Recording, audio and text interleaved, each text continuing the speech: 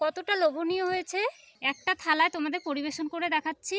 আর কালারটাও কত সুন্দর কালার দেখেই এবারে উপর দিয়ে কয়েকটা কাজু বাদাম আর কিশমিশ দিয়ে দেবো। আমি কিশমিশ কমেন্ট শেয়ার করে পাশে থেকো বন্ধুরা। আর নমস্কার বন্ধুরা, স্বর্ণলতা রান্নাঘরে স্বাগত জানিয়ে শুরু করছি আজকে পায়েস রেসিপি। আশা করি তোমাদের খুব ভালো লাগবে।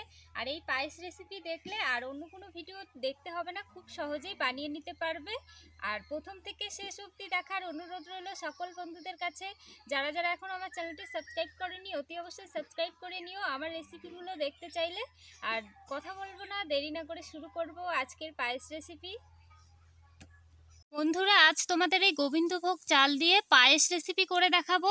আর স্বর্ণলতা রান্নাঘরে আজ প্রথম পায়েস রেসিপি শেয়ার করব তোমাদের সঙ্গে। পায়েস রান্নার জন্য এই চালটাই পারফেক্ট। বানানোর জন্য নিয়েছি কাজু বাদাম আর কিশমিশ, এদিকে নিয়েছি দুটো তেজপাতা আর মিষ্টির জন্য নিয়েছি খেজুরের গুড়, আর নিয়েছি দুটো এলাচ, আর কড়াই নিয়েছি 1.5 লিটার দুধ। এই 1.5 লিটার দুধের পায়েস করব আজ। এদিকে উনুন ধরিয়ে নিয়েছি। এর মধ্যে তোমাদের মাপটা বলে দিচ্ছি, 300 গ্রাম চাল নিয়েছি। 300 গ্রাম চালের জন্য 1.5 লিটার দুধ নিয়েছি। তো বন্ধুরা, এদিকে দুধ গরম হতে হতে এদিকে চালের মধ্যে নুন দিয়ে দেব। আর দুধ দিয়ে দিলাম। নুনটা আগে দিয়েছিলাম, পরে দুধ দিলাম। তো এখন ভালোভাবে মাখিয়ে নিতে হবে। পায়েস রান্নার ক্ষেত্রে কিন্তু এই রুলসটা ফলো করবে বন্ধুরা। তো বন্ধুরা, আমি তো এইভাবে পায়েস রান্না করছি, তো তোমরা কিভাবে করো আমায় কমেন্ট করে জানিও। আর আমার রেসিপি ভালো লাগলে কমেন্ট করে পাশে থাকবে সব সময়। তোমাদের একটা ভালো কমেন্ট আমায় ভিডিও বানাতে উৎসাহিত করে, এগিয়ে যেতেও খুব সাহায্য করে। চালটা আমি পুরোপুরি রেডি করে নিয়েছি বন্ধুরা। এখনই দেখবে বন্ধুরা, দুধ এরকম বকবক করে ফুটছে, তখন এই চালগুলো দিয়ে দিতে হবে। আর একটা হাতার সাহায্যে এইভাবে অনবরত নাড়তে হবে। প্রায় বন্ধুরা 20 মিনিটের মতো ফুটিয়ে নিতে হবে। হাই আঁচে ফুটিয়ে নিতে হবে। আর এইভাবে অনবরত নাড়তে হবে কিছুটা সময়। দেখো বন্ধুরা, কত সুন্দরভাবে চালটা ফুটে গেছে পায়েসের। আর এই সময় দিয়ে দিতে হবে তেজপাতা।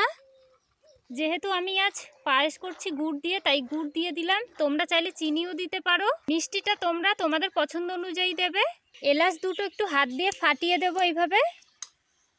আর কিশমিশ কাজু বাদাম যেহেতু বাজার থেকে কেনা, তাই একটু জল দিয়ে ধুয়ে নিচ্ছি। কিশমিশ কাজু বাদামটাও এই সময় দিয়ে দিতে হবে। খুব ভালোভাবে মিশিয়ে নিতে হবে। আর বন্ধুরা, আমি কিছুটা দুধ আগে উঠিয়ে রেখেছিলাম গরম হওয়ার পরে, তো তোমাদের সেটা বলা হয়নি। নামানোর আগে আগে এই দুধটা দিয়ে দেব। আর এইভাবে অনবরত একটা হাতা দিয়ে নাড়তে হবে। তো ফাইনালি আমার পায়েসের চাল খুব সুন্দরভাবে ফুটেছে। আর গুড় দেওয়াতে কালারটাও দেখো বন্ধুরা কত সুন্দর হয়েছে। তো বন্ধুরা, আমি পায়েস নামিয়ে নিয়েছি। কতটা লোভনীয় হয়েছে।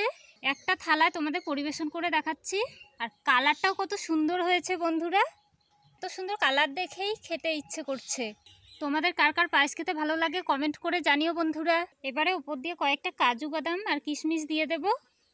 তো আমি কিশমিশ কাজু দিয়ে সাজিয়ে নিয়েছি। তো তোমাদের যদি এই পায়েস রেসিপি ভালো লেগে থাকে অতি অবশ্যই লাইক কমেন্ট শেয়ার করে পাশে থেকো বন্ধুরা। আর এই থালাটা সাজিয়েছি ফাইনালি আমার বৌদি ভাইয়ের জন্য।